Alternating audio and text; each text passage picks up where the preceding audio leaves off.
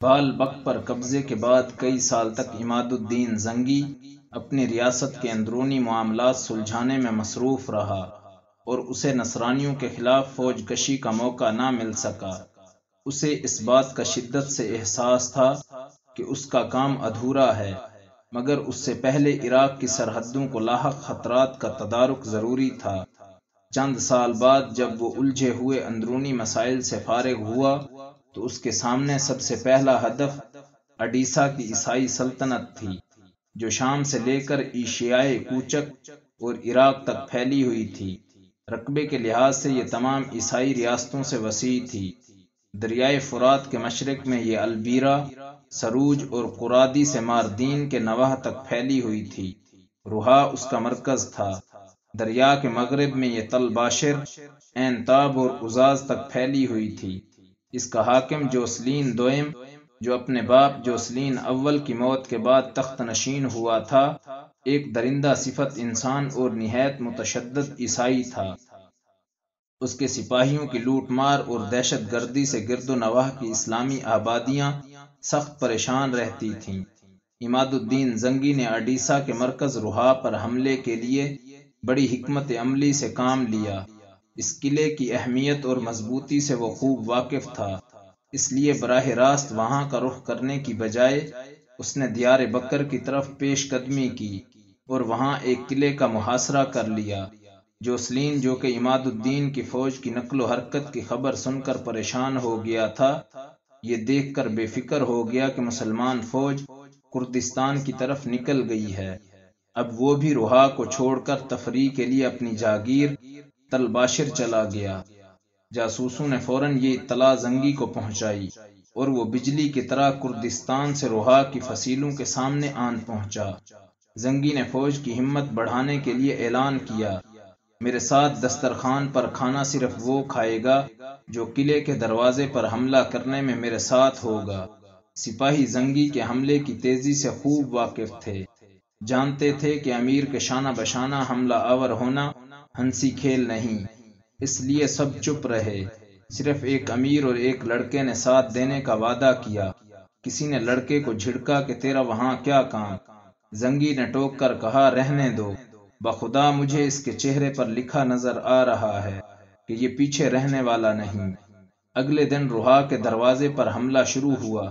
سب سے پہلے زنگی، اس امیر اور اس لڑکے نے گھوڑوں کو ایڑ لگا کر دھاوا بولا۔ ادھر سے ایک عیسائی نے پہلو سے آ کر زنگی پر وار کیا، مگر امیر نے یکدم سامنے آ کر زنگی کو بچا لیا اور خود شہید ہو گیا۔ اس کی شجاعت دیکھ کر پوری فوج میدان میں کود پڑی۔ شہر کا سختی سے محاصرہ کرنے کے بعد 28ویں دن منجنیقوں کے ذریعے فصیل کو توڑ دیا گیا۔ اسلامی فوج روحا میں داخل ہو گئی اور شدید جنگ کے بعد اس پر قابض ہو گئی۔ عماد الدین زنگی نے شہر والوں سے نہایت فیاضانہ سلوک کیا اور تمام قیدیوں کو رہا کر دیا۔ یہ شاندار فتح سن 1144 کو نصیب ہوئی۔ اس کی اہمیت کے پیش نظر مورخین اسے فتح الفتوح کے نام سے یاد کرتے ہیں۔ عالم اسلام میں اس پر خوشیاں منائی گئیں اور زنگی کا نام بغداد کے خطبے میں داخل کر لیا گیا۔ روحا کے ہاتھ سے نکل جانے پر عیسائی دنیا ششدر رہ گئی تھی۔ عیسائی مورخین نے اسے شام کی صلیبی سلطنت کے زوال کا پہلا قدم قرار دیا ہے۔ مچارڈ لکھتا ہے، یروشلم اور دوسرے شہروں کے نصرانیوں نے عزاز کی فتح اور تباہی کی خبر سن کر مایوسی کے اشک بہائے۔ دریائے فرات کے کنارے سے آنے والی منحوس خبروں نے انہیں اور بھی ڈرا دیا۔ حضرت مسیح کی قبر اور پہاڑ سے ان پر بجلی بھی گری۔ ایک دمدار ستارہ نظر آیا اور شدید خوف و ہراس پھیلا۔ مشرق کے نصرانیوں نے یقین کر لیا کہ آسمان ان کا مخالف ہو گیا ہے اور ان پر ہیبت ناک مصائب آنے کو ہیں۔ اس شکست سے مضطرب ہو کر پادریوں نے ایک نئی صلیبی جنگ برپا کرنے کے لیے جوشیلی تقریریں شروع کر دیں۔ شاہان یورپ نے بڑی بڑی قربانیاں دینے کے دعوے کیے، مگر فوری طور پر وہ کچھ نہ کر سکے۔ زنگی اپنے حصے کا کام انجام دے چکا تھا۔ اسلامی دنیا پر نصرانیوں کی مزید جارحیت کا راستہ بند کر کے اس نے مسلمانوں کو آگے بڑھ کر حملہ کرنے کی حیت میں لا کھڑا کیا تھا۔ 60 سال کے تھکے ماندے جسم کو اب آرام کی ضرورت تھی، پھر بھی راحت و آرام کا لفظ اس کے لیے اجنبی تھا۔ نصرانیوں کو ایک شدید دھچکا پہنچانے کے بعد وہ اندرونی مہمات کی طرف متوجہ ہو گیا۔ سن 1146 کی شام وہ ابر کے قلعے کا محاصرہ کیے ہوئے تھا کہ اچانک چند غدار غلاموں نے اس کے خیمے میں داخل ہو کر اسے شہید کر دیا۔ زنگی کی شہادت نے مسلمانوں کو جس قدر بے چین کیا، عیسائی اتنے ہی خوش ہوئے۔ مچاڑ کے بقول اس کی موت کی خبر سے نصرانیوں نے اپنی شکستوں کا غم دور کیا اور اس قدر خوشی کا اظہار کیا گویا مسلمانوں کی ساری طاقت یک بارگی زمین بوس ہو گئی ہے۔